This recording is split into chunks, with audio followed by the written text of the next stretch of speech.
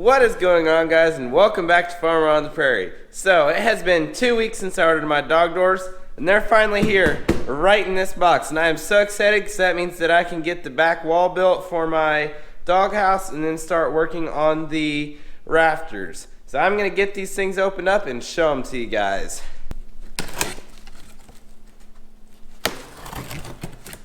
Hey guys, don't try and use your box cutter as a screwdriver because then it looks like this and it's no good. I need to throw a new blade in it.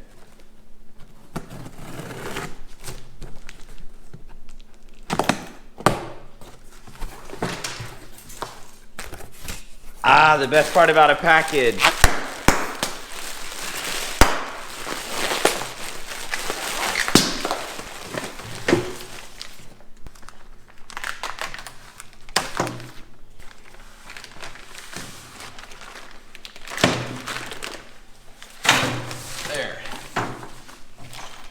Okay, we've got what looks like our stops to fasten the door shut in case we want to keep the dogs from going in and out. Of course, I got the large door because who doesn't? This was one of the larger doors I could find. Most dog doors, believe it or not, are extremely small and hard for dogs, even the size of mine, to go through. A lot of people have fancy doors like rubber and gaskets, and those take a beating and are easy to chew on by dogs. So this is a completely poly door with a poly flap swinging inside of it. These are relatively inexpensive, about a third of the price of a normal dog door. And like I said, they're much larger. So I'm going to make a waterproof opening in the outside of the building, screw the door to it, and then it's magnetically held shut, but as soon as the dog goes against it, it goes open, and then it will latch shut again. And it just goes like that. And I'm excited these finally came. For some reason it took me a while to get them, but that's understandable with the circumstances going on right now. And now I can start working on my doghouse again. So guys, this is why I waited to build the back wall until the pet door came in. It comes with a chart here for the cutout of the door, and I wanted to measure this chart in order so I knew how to make my rough opening. I'm just going to go ahead and make a few measurements and then get started on laying out the rear wall.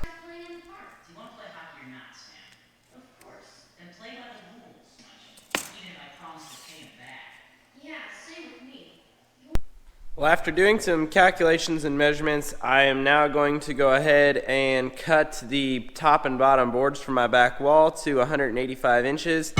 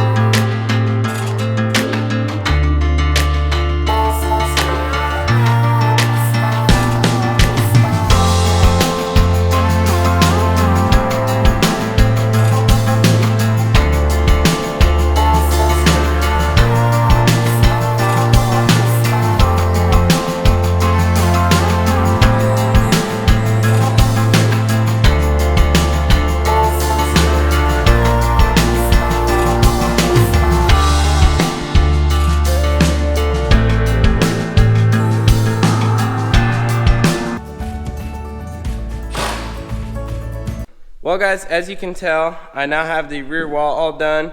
It was a good thing I waited on the doors to come in because I actually had to do some special framing in order to make room for them. The door is normally 14.5 by 21.25 rough opening, but since I'm doing PVC board to waterproof it, I need an extra 1.5 inches. So there's my rough openings for the dog doors. And as you can tell, I've got 4 of them. 1, 2, 3, 4. and that wall is all done. The building's really taking shape. Now I've just got to do a lot of mathematical calculations, finish off the end wall, and start to cut all the rafters going across. So that is all for today. I will catch back with you guys probably tomorrow. We're going to start working on the pad for the dog kennel. So the plan is, since this is a very well-drained hill, we are just going to cut the grass short, lay down landscape fabric on top of the ground, and then level it up with road packed gravel. So as you can tell here, I've got it all marked out. Over there's the runs, and the runs are going to end up being 5 feet wide each, so it's going to be a little bit wider than the building. And then here's the area for the building. As you can tell, we made it 12 by 18, which is 2 feet larger than the building in each direction.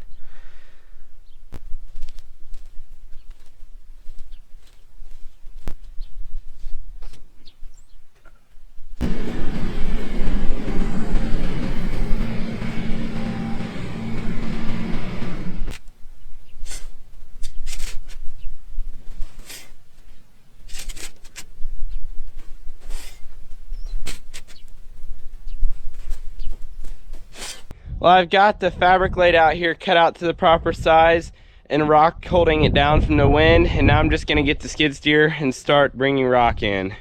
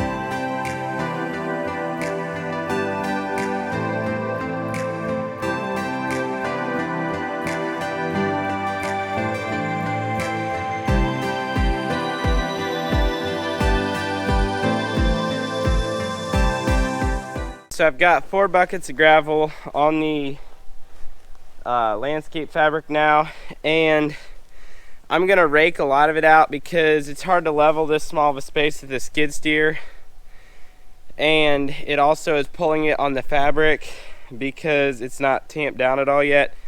So I'm gonna do the initial level with the rake, and then we'll roll it and see where we are.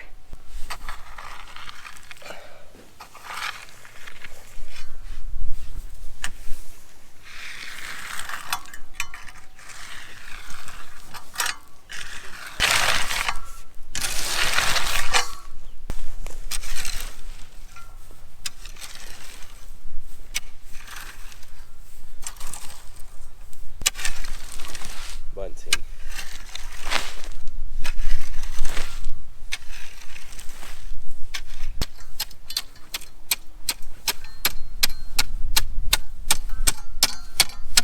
So now that I have it, all the gravel sort of leveled out just for the first go at it, I'm gonna get on the ferris with the filled up lawn roller. Usually we'll use a whacker compactor on stuff like this, but this is such a small project and it's not going to be a very heavy building and we're not putting that much gravel down, so I'm just going to get the roller and do it that way, and then I'll get a better idea of where I still need to put gravel.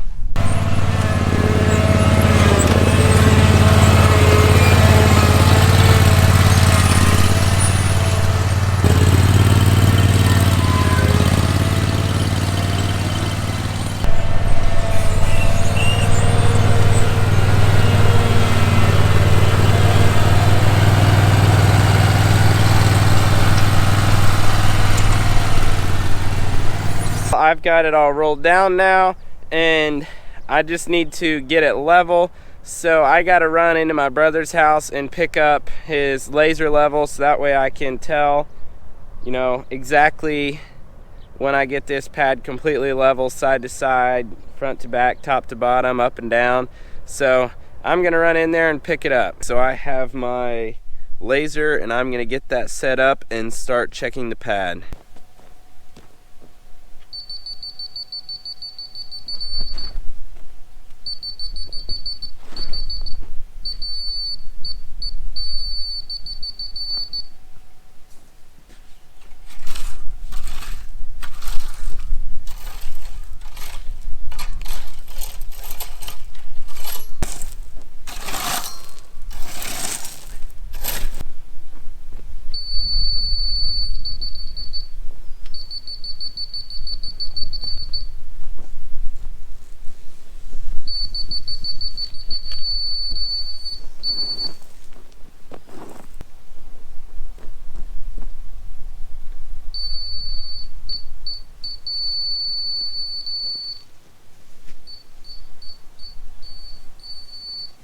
So after checking the level on the pad and getting it close, I gotta go do a few other things before supper, and I will hopefully pick back up on finishing this tomorrow or next nice day.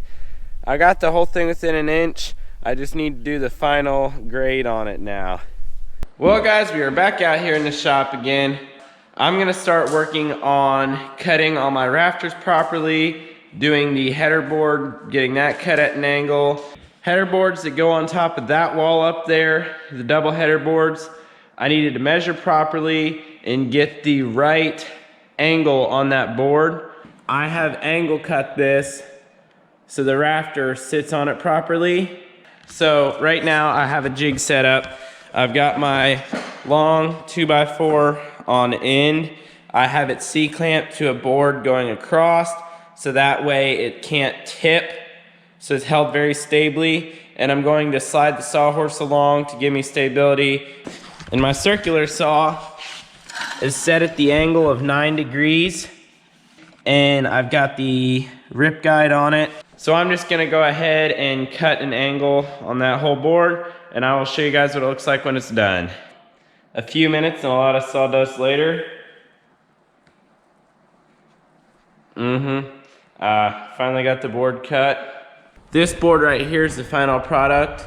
As you can see, it's got a little slope cut out of it, and there's only a tiny gap at the end. I figured that'd be the way to get the most height out of my wall. I'm gonna go ahead and get the header board up there and then start putting 2x6s up, measuring them, marking them, all that good stuff, because I really need to get this all marked out. And then I'm going to find the two straightest 2x6s and use them on my end walls.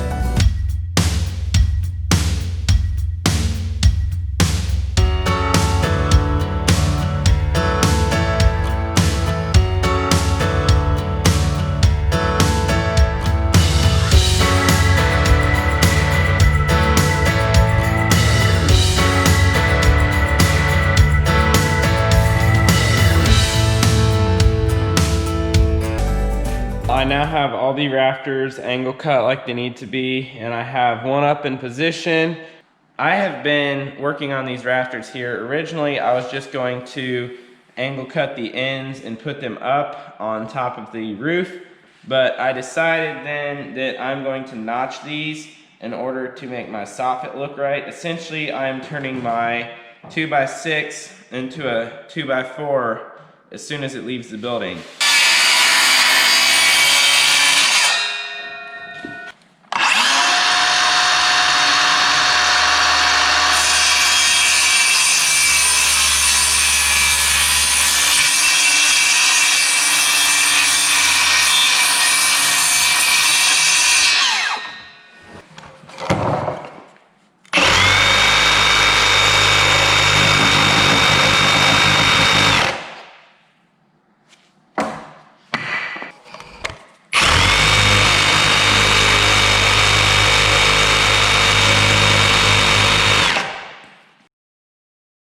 Up here, we've got it positioned like it's going to be in the end building. Now I'm just gonna go ahead and start working on finishing up that end wall, because that is the last piece of the puzzle as far as the framing goes.